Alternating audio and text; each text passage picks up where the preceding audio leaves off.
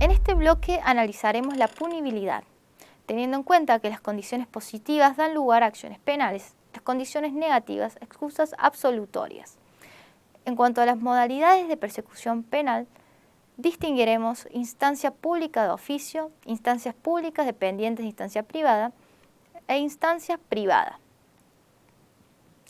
El señor Pablo Emiliani denunció ante la Fiscalía de Instrucción de turno de la ciudad de Río Cuarto que la señora Marina Pagano, quien se desempeñaba como personal de limpieza en su empresa, se apoderó ilegítimamente de la suma de dinero de 10.000 pesos que se encontraban en el cajón de su escritorio, sin tener prueba alguna de ello para acreditar sus dichos.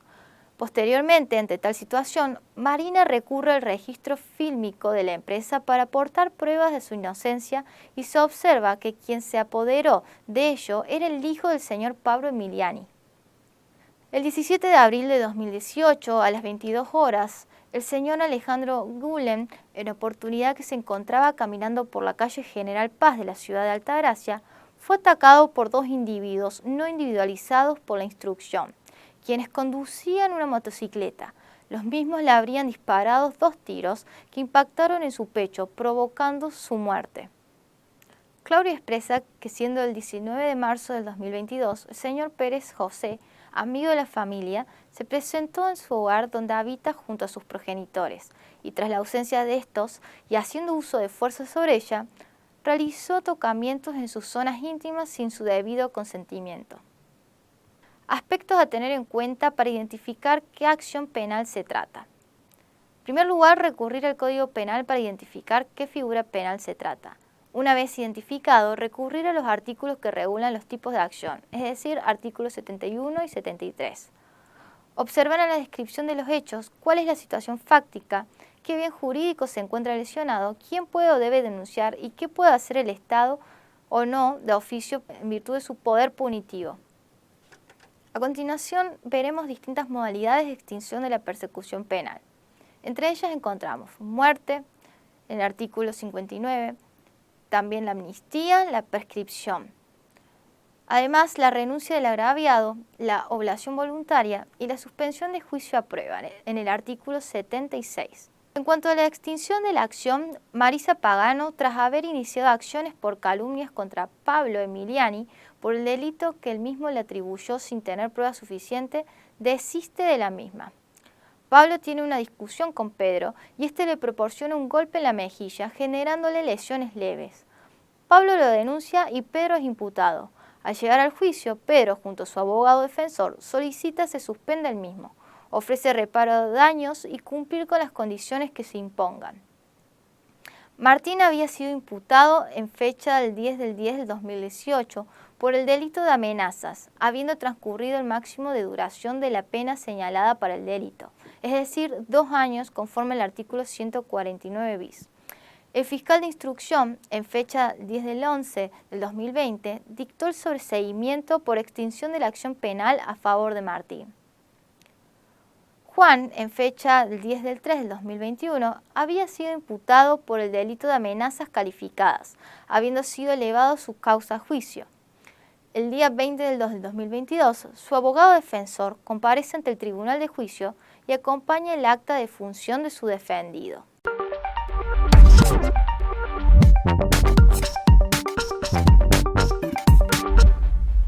Nos centraremos en las sanciones jurídicas frente al delito.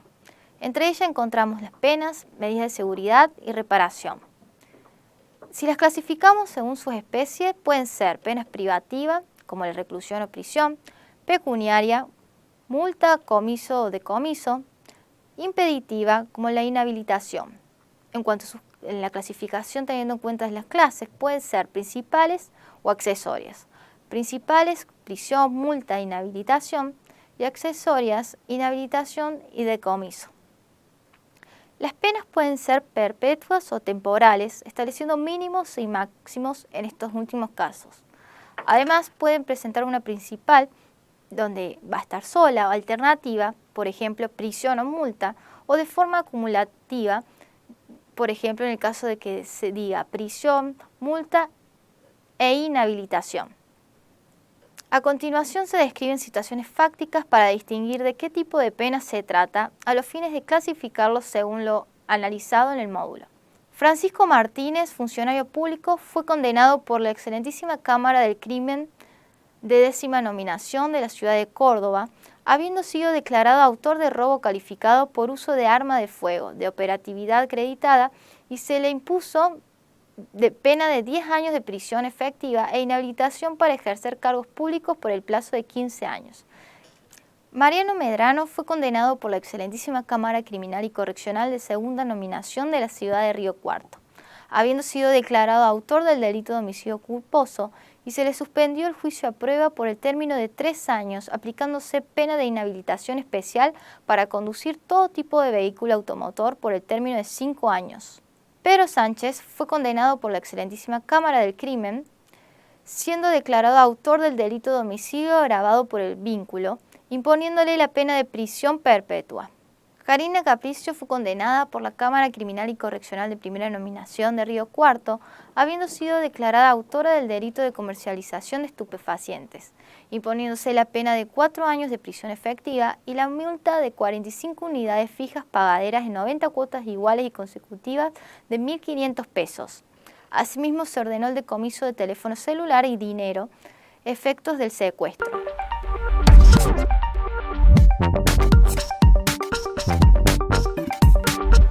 Veamos ahora la ejecución de la pena privativa de libertad, la cual se rige por la Ley 24.660 y su modificatoria Ley 27.375.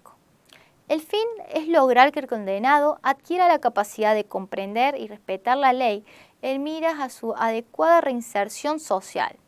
La característica central es la progresividad. Podemos observar 4 períodos. Primero de ellos la observación, tratamiento, prueba y libertad condicional o asistida. Analizaremos institutos liberatorios, como la libertad condicional, la cual presenta como requisito temporal el cumplimiento de ciertos plazos. Si se trata de un condenado a reclusión o prisión perpetua, debe haber cumplido 35 años de condena. En el caso de un condenado a reclusión o prisión por más de 3 años, debe haber cumplido los 2/3. En caso de condena a reclusión o prisión por 3 años o menos, debe haber cumplido 1 año de reclusión u 8 meses de prisión.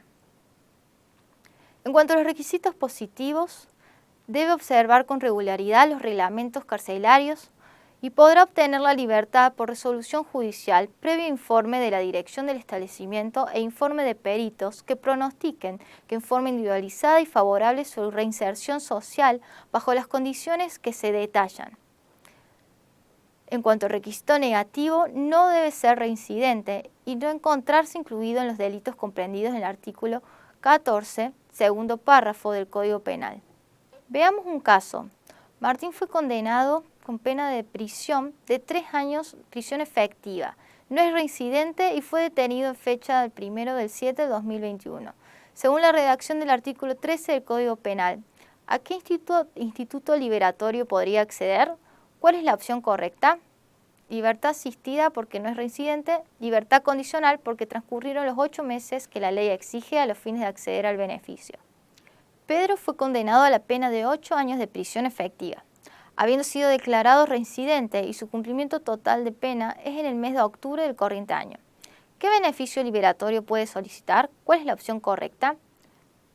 Libertad condicional porque ha transcurrido 2/3 partes de la condena, o libertad asistida porque es reincidente y se encuentra dentro de los 6 meses anteriores al agotamiento de la pena impuesta según el artículo 54 de la Ley 24.660.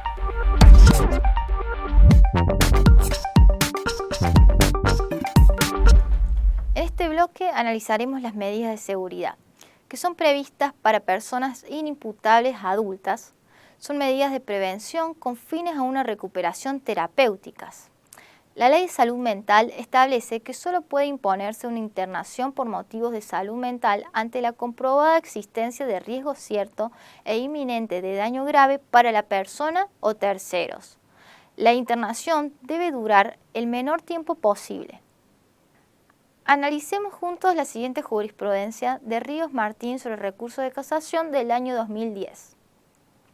El Tribunal Oral en lo Criminal de Buenos Aires decretó la inimputabilidad de Martín Ríos en los términos del artículo 34, inciso 1 del Código Penal, el cual contempla el supuesto de la falta de comprensión de los hechos ilícitos al momento de su ejecución por insuficiencia en las facultades mentales del sujeto, alteraciones morbosas de la misma u otras causales tales como el estado de inconsciencia, error o ignorancia de hecho, no imputables al agente. Ante tales circunstancias, los magistrados resolvieron imponer a Martín Ríos la medida de seguridad curativa contemplada en dicha disposición, con internación del mismo hasta tanto se manifiesta haber desaparecido el peligro generado a sí mismo y a terceros.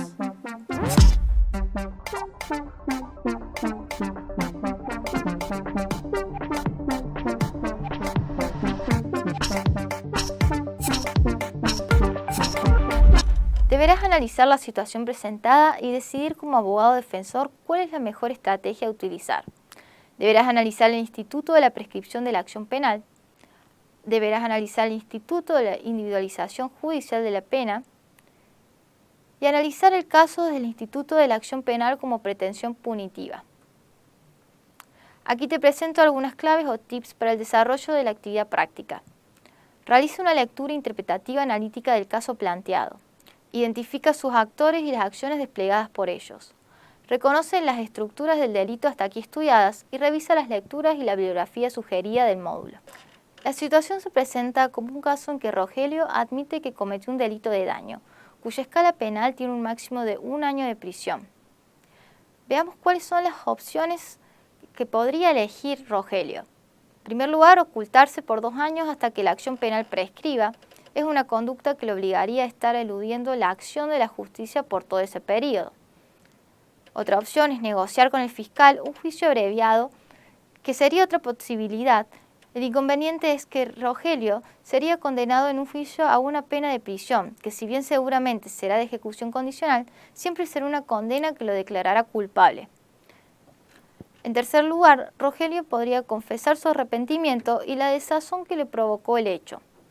Las mejores opciones para Rogelio son ofrecer una conciliación o la reparación integral del daño ocasionado como modo de extinguir la acción penal de modo previsto por el artículo 59, inciso 6 del Código Penal, utilizando el procedimiento que el Código Procesal del lugar en que cometió el hecho lo establezca. Otra opción es, teniendo en cuenta la escala penal prevista para el delito de daño, solicitar la suspensión del juicio a prueba del modo previsto por el artículo 76 bis del Código Penal. Para ello, deberá cumplimentar todos los requisitos previstos por la norma de referencia y en caso que se le acuerde la suspensión, observar las reglas de conductas impuestas por el tribunal en orden a lo establecido por el artículo 76 ter.